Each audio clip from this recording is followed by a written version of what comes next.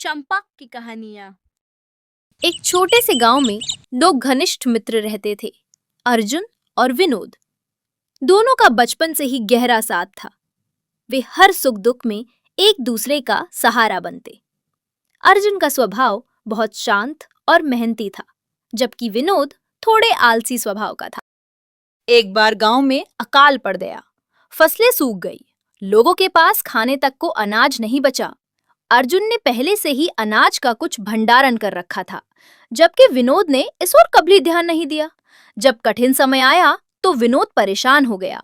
उसके घर में खाने तक को कुछ नहीं बचा। विनोद ने संकोच करते हुए अर्जुन से मदद मांगी।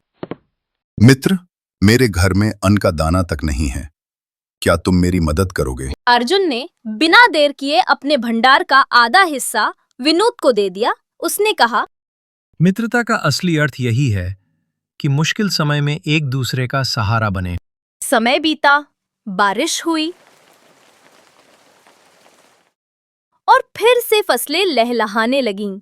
गांवों में खुशहाली लौट आई। अब विनोद के मन में ये विचार आया कि अर्जुन की मदद का बदला उसे चुकाना चाहिए।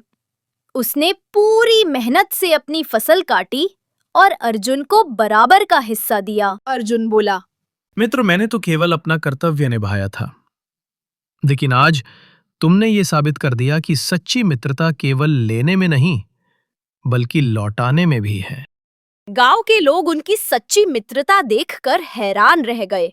उन्होंने बच्चों को यही शिक्षा दी कि अगर इंसान सच्चा दोस्त है तो वो केवल अच्छे दिनों में ही नहीं, बल्कि कठिनाइयों में भी साथ निभाता है। इस कहानी से हमें यह सीख मिलती है कि सच्ची मित्रता वही है जो हर परिस्थिति में साथ निभाए। मदद करना और उसका सम्मान करना ही मित्रता का सबसे बड़ा गुण है।